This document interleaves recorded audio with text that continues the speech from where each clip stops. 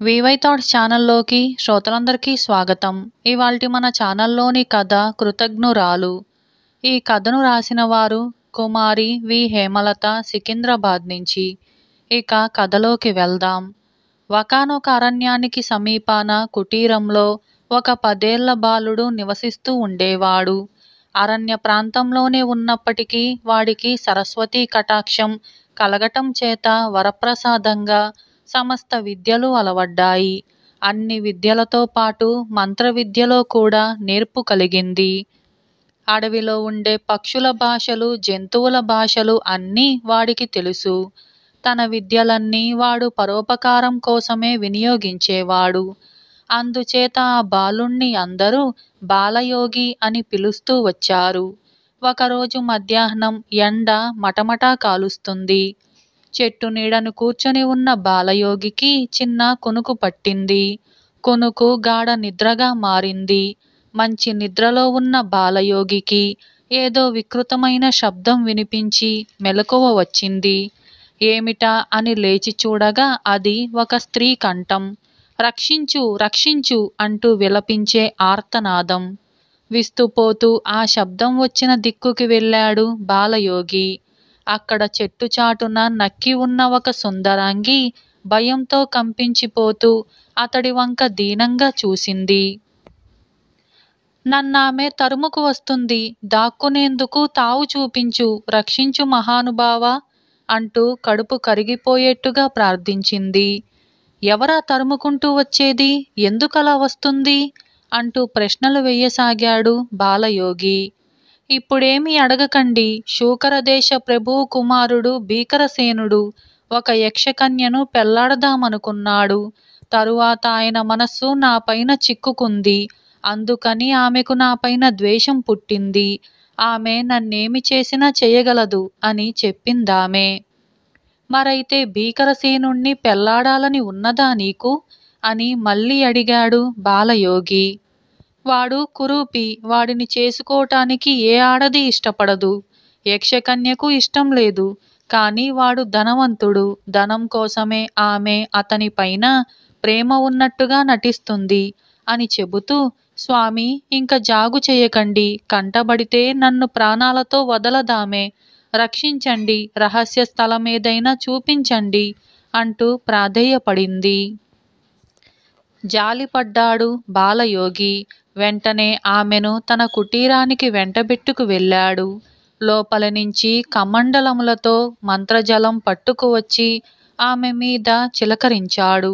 మరుక్షణంలోనే ఆ సుందర కన్య అందాలు చిందేటి ఒక తుమ్మెదగా మారిపోయింది. జూంకారం పెట్టుకుంటూ పోయి పువ్వుల మీద వాలి వాటిలోని మకరందాన్ని చవిచూడసాగింది.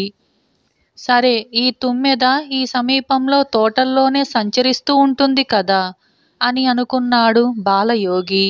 అంతలోనే గాజులు గలగలామనిపిస్తూ యక్షకన్య అతడి ఎదుట ప్రత్యక్షమైంది. ఈ దారిన ఎవరైనా మానవ కన్య రావటం చూశావా అని అడిగింది గద్దించే ధోరణిలో. బాలయోగి బిత్తరపోయి లేదు అని అన్నాడు.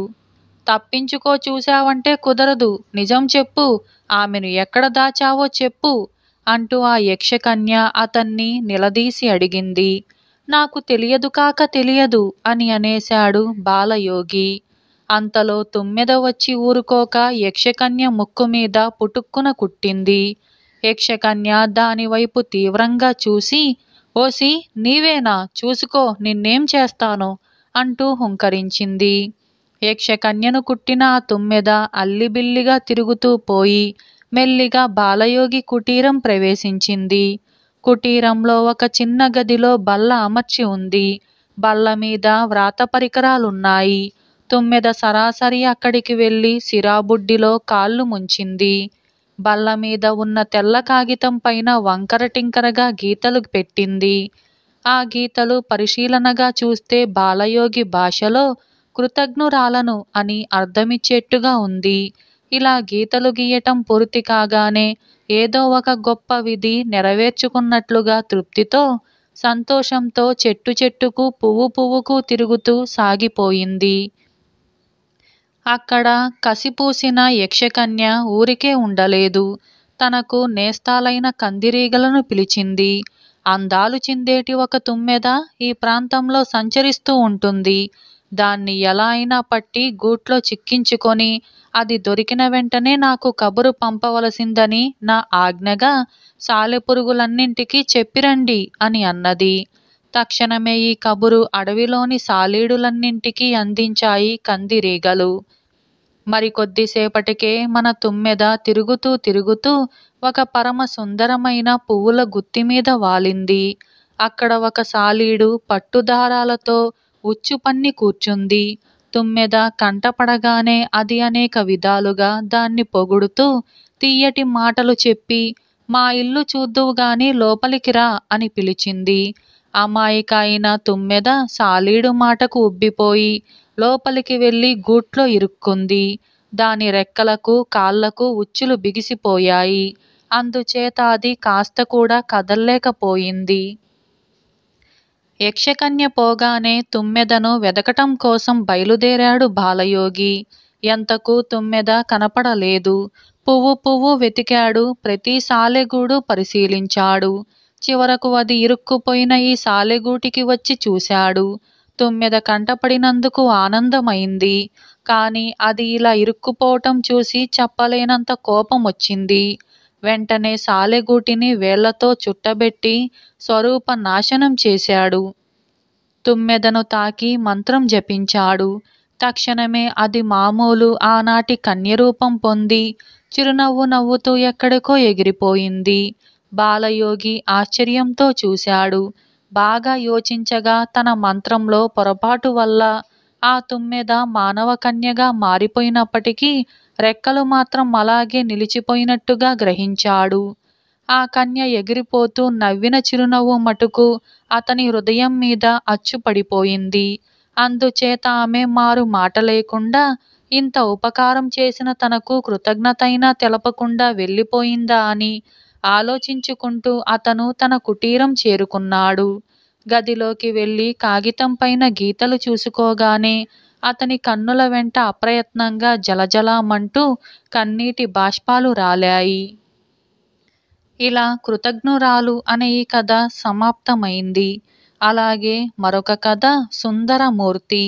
ఈ కథను రాసిన వారు వి జ్ఞానాంబ. ఇక కథలోకి వెళ్దాం. 9వ శతాబ్ది ఆరంభంలో సుందర నాయనార్ అనే మహాభక్తుడు మన దేశంలో జన్మించాడు. ఆయన గొప్ప భక్తుడు మాత్రమే కాదు, అద్భుత చరితుడు. తమిళనాడులోని తిరునావలూర్ గ్రామమునందు ఒక బ్రాహ్మణ కుటుంబంలో పుట్టాడు నాయనార్.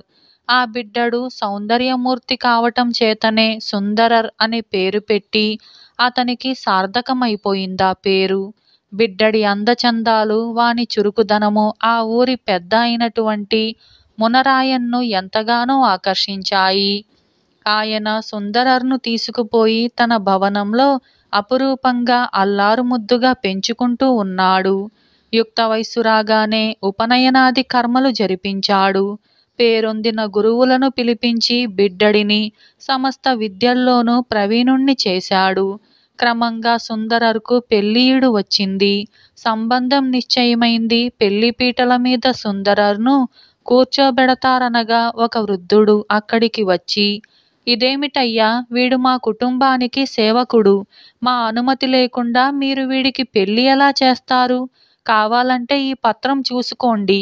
నా మాట నిజమో అబద్ధమో తెలుస్తుంది అని అన్నాడు. అక్కడ ఉన్న వాళ్ళంతా ఆశ్చర్యపోయి చూస్తూ ఉండగా కోపం కొద్దీ సుందరర్ ఆ పత్రం లాక్కొని చూడకుండానే చించి పారేశాడు. అప్పుడు వృద్ధుడు ఎంతమాత్రమూ చలించకుండా, మాది తిరువెన్నెనల్లూర్ గ్రామం. ఇప్పుడు ఈ కుర్రవాడు చించివేసిన పత్రం నకలు మాత్రమే. అసలు తాటాకు పత్రం మా ఇంట్లోనే ఉంది సుమండి అని అన్నాడు. ఇందుకు ఇక్కడి వారందరూ ఏకమాటగా, ఏమిటయ్యా పిచ్చివాడా, బ్రాహ్మణుడేమిటి మీ కుటుంబానికి బానిసగా ఉండటమేంటి? ఎక్కడైనా ఉందా ఇటువంటి విడ్డూరం? వెళ్ళు వెళ్ళు, నీ దారిన నీవు పోవయ్యా అంటూ కేకలు వెయ్యసాగారు. వాళ్ళ కేకలతో ముసలివాడు మరింత రెచ్చిపోయాడు. ఈ వివాహం జరగటానికి ఏమీ వీల్లేదన్నాడు. అప్పుడు సుందరర్ అయితే ఆ పత్రమేమిటో చూపించు అని వెంటబడ్డాడు. వృద్ధుడు ఒక తాళపత్రం తెచ్చి గ్రామస్తుల ముందు పెట్టాడు. అది సుందరర్ తాతగారు వ్రాసిన పత్రం. మేము రాబోయే తరాల వారము కూడా తిరునావలూర్ సైతాన్ అనగా పిచ్చివాడన్నమాట. వాళ్లకు సేవకులుగా ఉండవారము అని అందులో స్పష్టంగా వ్రాసి ఉంది. ఈ పత్రం అందరకు వింతగొలిపింది. గ్రామంలో పంచాయితీ చేశారు. సుందరర్ తాత ఇంతకు ముందు వ్రాసి ఉన్న పత్రాలు కొన్ని తెచ్చి సంతకం పోల్చి చూశారు. ఇవన్నీ పరీక్ష చేసిన మీదట ఈ పత్రం పిల్లవాని తాతగారు వ్రాసినదనటానికి సందేహమే లేదు అని ఆ ఊరు పంచాయతీదారులు తీర్పునిచ్చారు. అయితే మీ ఇల్లెక్కడో చూపించవయ్యా అని ముసలివానిని గద్దించగా ఆ వృద్ధుడు నవ్వుతూ రండయ్యా రండి అంటూ వారిని తీసుకెళ్లి గర్భగుడి లోపల దూరిపోయి అంతర్హితుడయ్యాడు.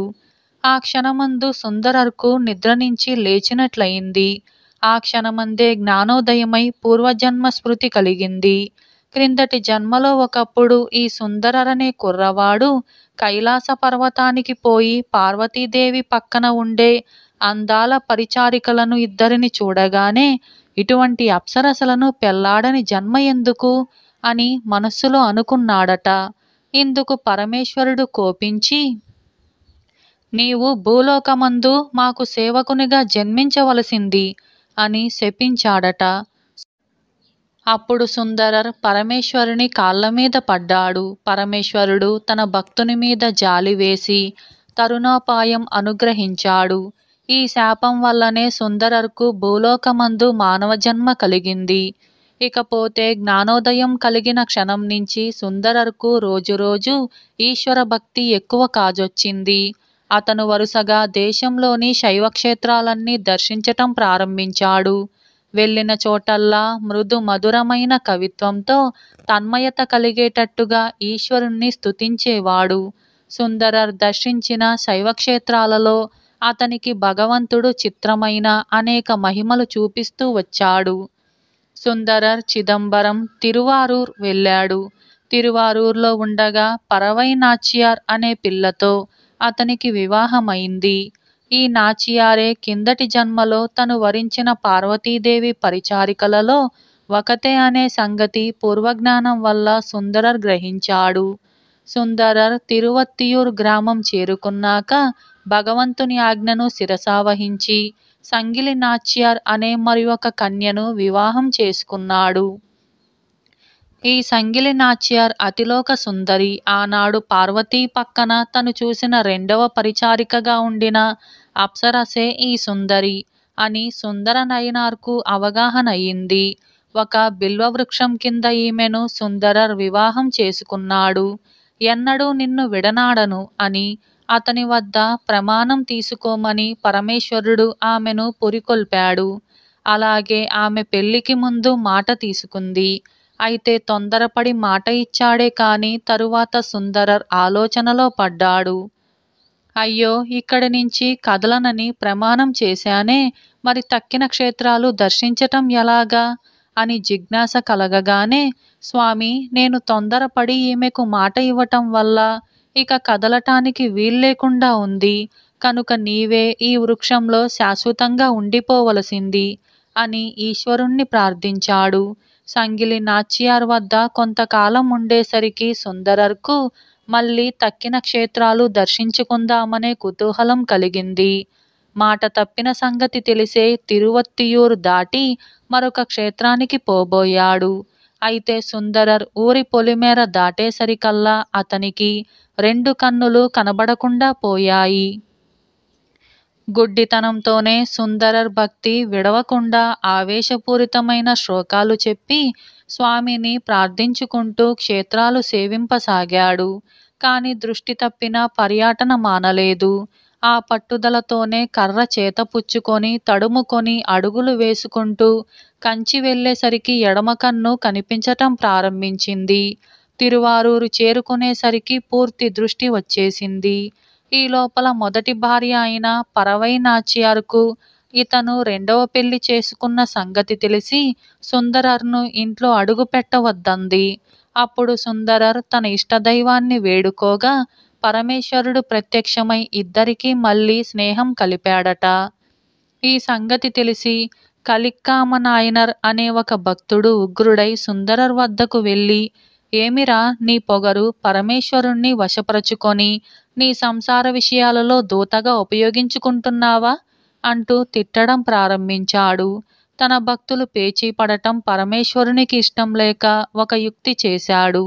స్వామి మహిమ వల్ల కలిక్కామ నాయనార్కు శూలనొప్పి కలిగింది. అది కుదర్చటం ఎవళ్ళ వల్లనూ కాలేదు. చివరకు పరమాత్ముడు అతనికి కలలో కనిపించి, ఓయి నాయనార్, నీ బాధ కుదర్చటానికి సుందరర్ ఒక్కడే సమర్థుడు అని చెప్పాడు. కానీ అతనికి సుందరర్ను ఆశ్రయించటం అనేది అంతకంటే ఎక్కువ బాధగా అనిపించింది. ఏమైనా కానీ ఈ బాధల నుంచి విముక్తి పొందాలని విరక్తి కలిగి కత్తితో తన పేగులు కోసేసుకొని ప్రాణాలు విడిచాడు. ఈ వార్త చెవిన పడగానే సుందరర్ చాలా దుఃఖించి ప్రాణత్యాగం చేయటానికే సిద్ధపడ్డాడు. ఆ క్షణమందే పరమేశ్వరుడు ప్రత్యక్షమై అతన్ని బ్రతికించి, భక్తులారా, మీరిద్దరూ నాకు సమానులే, ఇటుపైన స్నేహంగా ఉండండి అని హితువు చెప్పి అదృశ్యుడయ్యాడు. ఆ తరువాత సుందరర్ అనేకమైన ఇతర క్షేత్రాలు దర్శించుకుంటూ పోయి పరమేశ్వరుణ్ణి ప్రార్థించగా ఐరావతం భూలోకానికి దిగివచ్చింది. సుందరర్ దానిపైన ఎక్కగానే అది విమానంలాగా ఎగిరిపోయి సుందర్ను కైలాసం చేర్చి ఈశ్వరుని సాన్నిధ్యమందు ఉంచింది. మహాప్రవక్త అయిన సుందరర్ పవిత్ర చరిత్ర కంటే ఒక్క తమిళ దేశస్థులకే కాదు, ఎవరికైనా తన్మయత కలిగి తీరుతుందనటానికి సందేహమే లేదు. ఇలా సుందరమూర్తి అనే ఈ కథ సమాప్తమైంది. వివై థాట్స్ ఛానల్లోకి శ్రోతలందరికీ స్వాగతం. ఇవాల్టి మన ఛానల్లోని కథ స్వర్గ నరకాలు. ఈ కథను రాసిన వారు స్వామి రామతీర్థ. ఇక కథలోకి వెళ్దాం. ఇంగ్లాండులో ఒక మతాచార్యుడు ఉండేవాడు. కొందరు ప్రసిద్ధ శాస్త్రవేత్తలు మరణించినట్టుగా విన్న మీదట ఆయనకు ఒక శంక పుట్టుకొచ్చింది. ఈ శాస్త్రవేత్తలు స్వర్గానికి వెళతారా లేక నరకానికి వెళతారా? వారు ఏనాడు భగవంతుణ్ణి స్మరించిన వారు కారు కనుక స్వర్గంలో వారికి తావు ఉండదు. అయితే వారు ఏ పాపాలు చేసిన వారు కూడా కారు, లోకానికి అనేక విధాల ఉపకారం చేశారు కూడాను. అందుచేత వారు నరకానికి పోయినా అన్యాయమే. ఈ శాస్త్రవేత్తలు మరణానంతరం ఎక్కడికి పోయి ఉంటారు అనుకుంటూ ఆ మతాచార్యుడు నిద్రపోయి కలగన్నాడు. అలా కలలో ఆయనకు స్వర్గాలన్నింటిలోకి అత్యుత్తమమైన స్వర్గం కనిపించింది. అక్కడ కనిపించిన దైవభక్తి పరులలో కొందరిని ఆయన గుర్తించగలిగాడు. చనిపోయిన సుప్రసిద్ధ శాస్త్రవేత్తలు ఎక్కడ ఉంటున్నారు అని ఆయన అక్కడి స్వర్గపాలకులను అడిగితే అధఃపాతాళంలో ఉంటున్నారని తెలిసింది. తాను కూడా అధఃపాతాళానికి వెళ్ళి ఒక్కసారి ఆ శాస్త్రవేత్తలను చూడాలని అనిపించింది మతాచార్యుడికి. ఇది ఎలా సాధ్యమవుతుందని అడిగితే రైళ్లు పాతాళానికి వెళ్ళి వస్తుంటాయని చెప్పారు. మతాచార్యుడు 1వ తరగతి టికెట్టు తీసుకొని రైలు ఎక్కి బయలుదేరాడు. రైలు ఒక్కొక్క స్వర్గమే దిగి నరకాలలో ప్రవేశించింది. ఒక్కొక్క నరకమే గడుస్తున్న కొద్దీ మతాచార్యుడికి ప్రయాణం దుర్భరంగా తోచింది. రైలులో నుంచి చూస్తే బీభత్సమైన దృశ్యాలు, చెవికి కఠోరంగా వినిపించే ఆక్రందనాలు, భరించలేని దుర్గంధం. ఇంక రాబోయే స్టేషన్ అధఃపాతాళమనగా మతాచార్యుడు దుర్గంధము, ఆర్తనాదాలు భరించలేక స్పృహ తప్పి పడిపోయాడు. అధఃపాతాళం అధఃపాతాళం అన్న కేకలకు ఆయనకు స్పృహ వచ్చింది.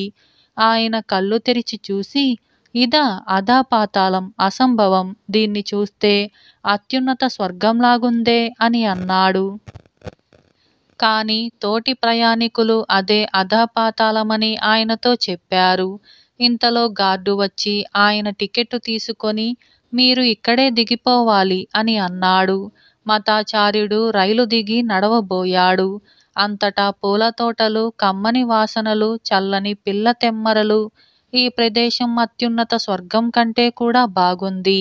ఈ రహస్యమేమిటో తెలుసుకోవాలనుకుంటూ ఉండగా ఆయనకు తెలిసిన శాస్త్రవేత్త ఒకడు కనిపించాడు. మీరంతా అధపాతాళంలో అగచాట్లు పడుతున్నారనుకొని మీకు మత ప్రబోధం చేసి స్వర్గానికి పంపుదామనుకొని వచ్చాను. కాని ఇదే స్వర్గాన్ని మించి ఉందే, ఏమిటి కారణం అన్నాడు మతాచార్యుడు. ఇప్పుడిలాగుంది కాని మేము వచ్చినప్పుడు ఇక్కడ పెంటపోగులు, ఇనుము, బురద మడుగులు, పొగలు చిమ్మే ఇసుక దిబ్బలు చాలా భయంకరంగా ఉంది. మమ్మల్ని బురద కందకాలంలో దించారు. మేము కష్టపడి ఆ బురద నీటితో కాగిన ఇనుమును చల్లార్చాం.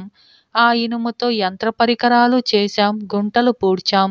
ఇసుక దిబ్బలు, పెంటపోగులు కలియదున్ని మా శాస్త్ర పరిజ్ఞానం సహాయంతో అధపాతాళాన్ని స్వర్గంలాగా మార్చాం. ఏ పదార్థం ఎలా ఉపయోగపరచాలో అలా ఉపయోగపరిస్తే నరకం స్వర్గమవుతుంది అన్నాడు శాస్త్రవేత్త. ఇలా స్వర్గ నరకాలు అనే ఈ కథ సమాప్తమైంది. అలాగే మరొక కథ అభేద్య. ఈ కథను రాసిన వారు కొడవగంటి కుటుంబరావు గారు. ఇక కథలోకి వెళ్దాం. పూర్వం సుయోధసింహుడనే రాజు ఉండేవాడు. అతని తాతగారి కాలంలో వారి రాజ్యం చాలా పెద్దది. అయితే సుయోధుడి తండ్రి భోగలాలసుడు, తాగుబోతు, అవివేకి కావటం వల్ల చుట్టుపక్కల రాజ్యాలకు ఏలే రాజులు దురాక్రమణ చేసి చాలా భాగం అపహరించారు. సుయోధుడు సమర్థుడు, దీక్షాపరుడు, ధీరుడు. అతను రాజ్యానికి వస్తూనే తన తండ్రి చేసిన అక్రమాలను సర్దుబాటు చేశాడు. తండ్రి చేరదీసిన దుష్టులకు ఉద్వాసన చెప్పాడు.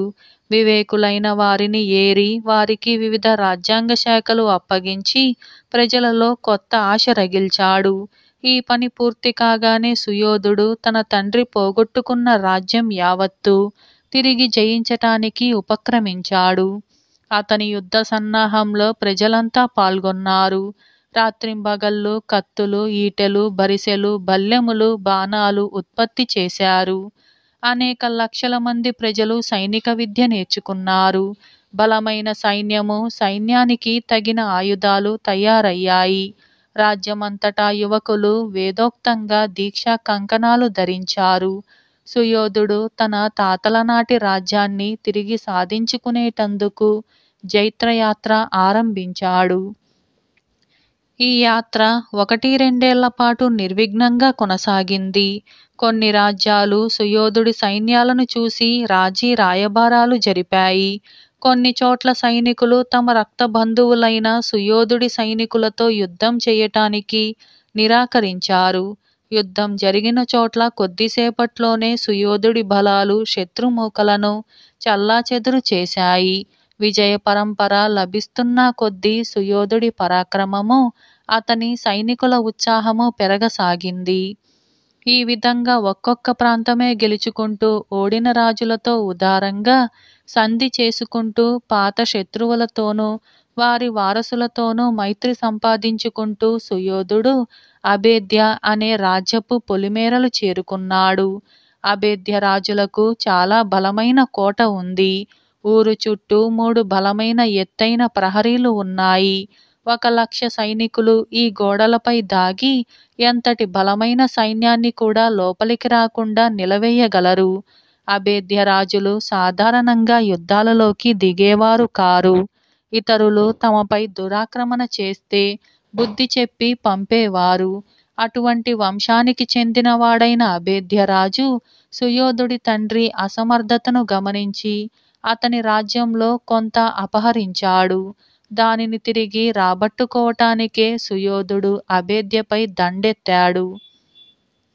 ఆ అభేద్య కోట నిజంగా దుర్భేద్యమేనని, కోటను ముట్టడించటం తప్ప మరేమీ మార్గం లేదని, కేవలం బలప్రయోగం చేసి కోట ద్వారాలు పగలగొట్టి లోపల ప్రవేశించిన సర్వబల నాశనం తప్ప మరొకటి ఉండదని సుయోధుడి సేనానాయకుడు చెప్పాడు.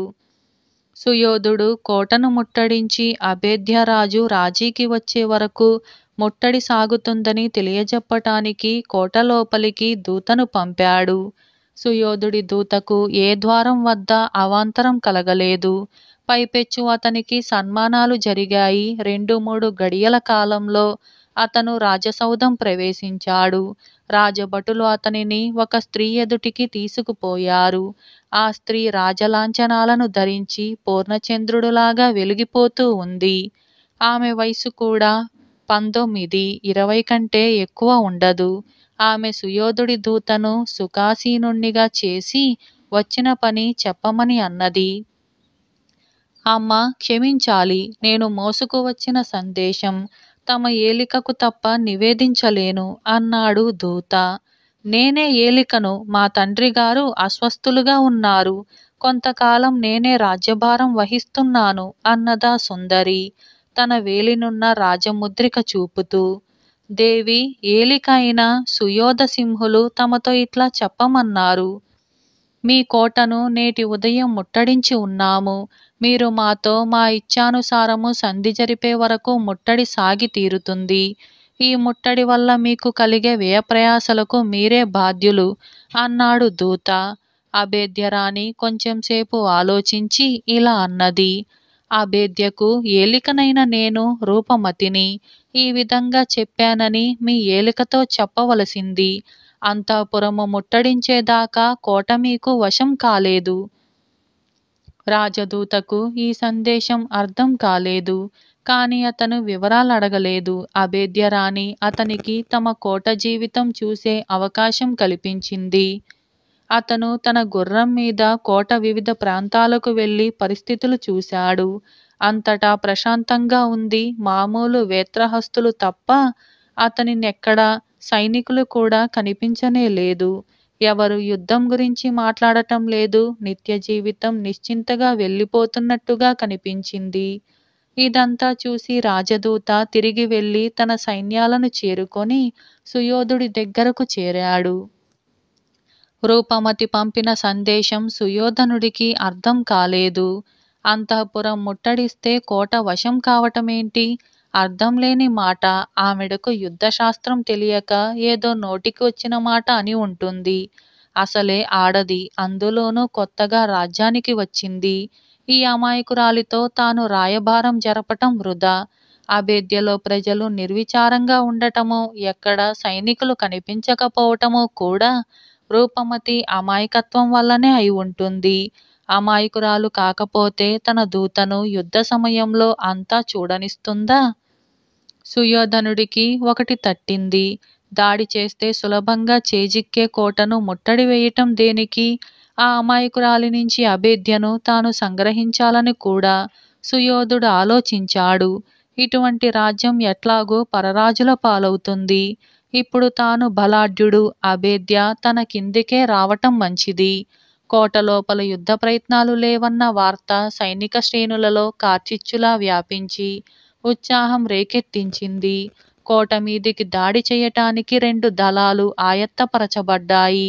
ఒక దళం కోట గోడలు ఎగబాకింది. రెండవ దళం ద్వారాన్ని భేదించటానికి కదిలింది.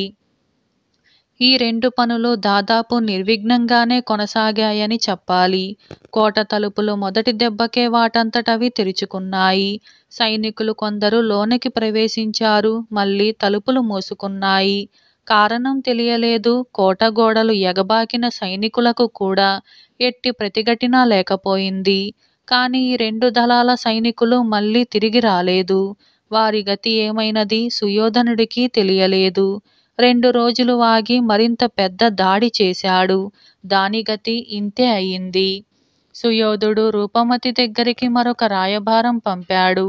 1 వారం రోజులలో కోట తనకు వశం కాని పక్షంలో తన సైన్యాలన్నింటినీ ప్రయోగించి కోట మీద దాడి చేసి భీకరమైన యుద్ధంతో సర్వనాశనం చేస్తానని రూపమతిని బెదిరించాడు. అందుకు రూపమతి నుంచి జవాబు వచ్చింది. అంతఃపురం ముట్టడిస్తే గాని కోట లొంగదు అని. సుయోధనుడికి అపరిమితమైన కోపం వచ్చింది. రూపమతి తాను అనుకున్నంత అమాయకురాలుగా కనిపించలేదు. ఆమె తనను పరిహసిస్తున్నట్టుగా ఉంది. ఆమెకెందుకింత కావరం? బయటి నుంచి ఏమీ రాకుండా కోటలో వాళ్ళు ఎట్లా బ్రతుకుతున్నారు?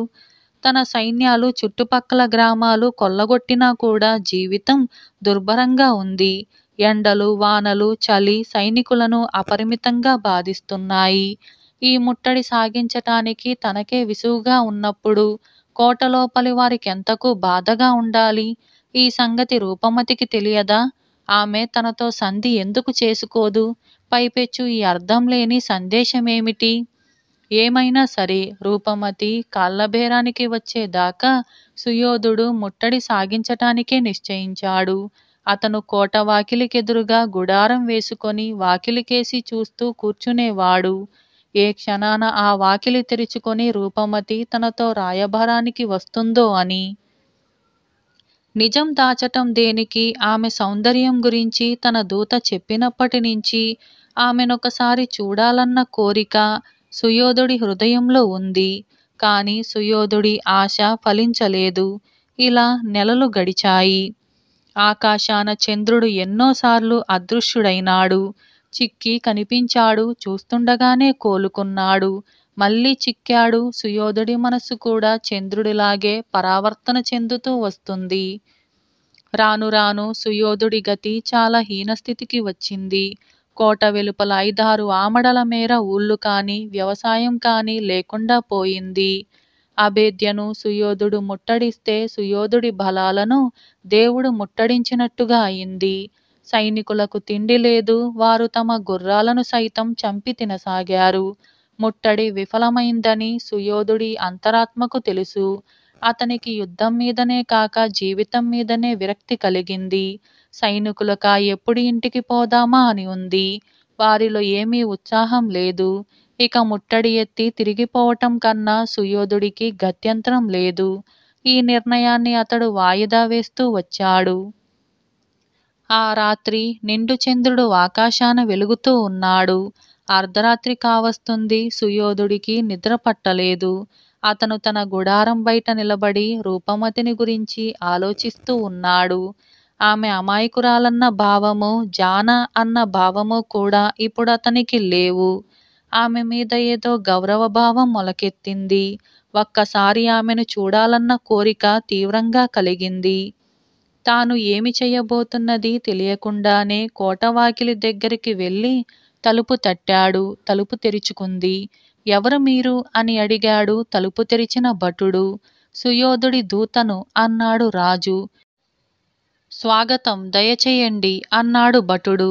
మరొక గడియ లోపల సుయోధుణ్ణి రూపమతి భటులు అంతఃపురం చేర్చి అతనికి శయనాధికాలు ఏర్పాటు చేశారు. కాని అతను నిద్రపోలేదు. ఎప్పుడు తెల్లవారుతుందా అని ఎదురుచూస్తూ కూర్చొని తూర్పు తెల్లవారగానే బయటికి వచ్చాడు. అతనినెవరూ అడ్డలేదు, వెంబడించనూ లేదు. సుయోధుడు దాదాపు కోట ఆవరణ అంతా తిరిగాడు. ఎక్కడ చూసినా శుష్కించి శల్యాలైపోయిన మనుష్యులు కనిపించారు. దారిద్ర్యం ఓలలాడుతూ ఉంది. ఒక వృద్ధుడు సుయోధుణ్ణి చూసి, పరదేశస్థులులాగా ఉన్నారు, నా ఆతిథ్యం స్వీకరించండి. ఒకప్పుడు పంచభక్ష పరమన్నాలతో ఆతిథ్యమిచ్చిన మేము ఈనాడు గంజి తప్ప ఇవ్వలేని స్థితిలో ఉన్నాం అని అన్నాడు. సుయోధుడి కన్నులు చెమ్మగిల్లాయి. అతను నేరుగా అంతఃపురానికి తిరిగి వెళ్ళాడు. రూపమతి తనకు దర్శనం ఇవ్వటానికి సిద్ధంగా ఉన్నట్టుగా తెలిసింది. భటులననుసరించి సుయోధుడు రూపమతి సమక్షానికి వెళ్ళాడు. ఆమె అతన్ని గుర్తించింది. ఎంతో గౌరవంగా మర్యాదలు చేసి, దౌత్యానికి మీరే వచ్చారు, దూతలు లేకపోయారా అని అన్నది. సుయోధుడు క్షణంసేపు మాట్లాడలేదు. ఆమె సౌందర్యం గురించి తన దూత చెప్పిన మాటల్లో అతిశయోక్తి ఏమీ లేదు. కాని మామూలు ప్రజలలాగే ఆమె కూడా శుష్కించి ఉంది. నీ పట్టుదల నాకర్థం కాలేదు. నీ ప్రజలు తిండి లేక అల్లాడిపోతున్నారు. ఈ ముట్టడి ఇంతకాలం పొడిగించటం దేనికి? సంధికెందుకు రాకూడదు అన్నాడు సుయోధుడు. మీరు అభేద్యను ఎందుకు ముట్టడించవలసి వచ్చిందో మాకు తెలియదు. మా తండ్రిగారు మీ తండ్రిగారి నుంచి రక్షించిన రాజ్యభాగాన్ని మీరే పాడుబెట్టుకున్నారు. అభేద్య మీకు లొంగదు. మేమంతా ఆకలితో మాడిన అభేద్య అభేద్యంగానే ఉంటుంది. మీరు ముట్టడి ఎత్తి వెళ్ళిపోవటానికి మా అభ్యంతరం లేదు. కోటను జయించాలనన్నది మీ సంకల్పమైతే అంతఃపురాన్ని ముట్టడించండి అన్నది రూపమతి. సుయోధుడికి ఆమె సందేశం ఇప్పటికీ అర్థమైంది. అతడు తన ఆసనం నుంచి లేచి ఆమె వద్దకు పోయి మోకరించి, రూప, నేను చేసిన అపచారాన్ని క్షమించు. నన్ను అనుగ్రహించి వివాహమాడు. నాకు నీకన్నా ఆప్తులు లేరు, మనం శత్రువులుగా ఉండలేము అని అన్నాడు.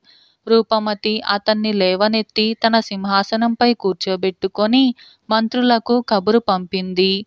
అంతఃపురం సుయోధుడి వశమైంది. మరికొద్దిసేపటిలో కోట ద్వారాలు తెరుచుకున్నాయి. సుయోధుడి సైన్యాలకు కోట కూడా వశమైంది. అభేద్యకు తిరిగి శోభ చేకూరింది. మంచి ముహూర్తాన సుయోధుడికి రూపమతికి వైభవంగా వివాహం జరిగింది. ఇలా అభేద్య అనే ఈ కథ సమాప్తమైంది. ఇటువంటి మరిన్ని కథల కోసం ఇప్పుడే మన ఛానల్ని సబ్స్క్రైబ్ చేసుకోండి. మీకు ఈ కథ నచ్చిందా? అయితే ఇప్పుడే లైక్ చేయండి. ఇటువంటి మరిన్ని కథల కోసం like, share, subscribe and comment. Thank you for watching.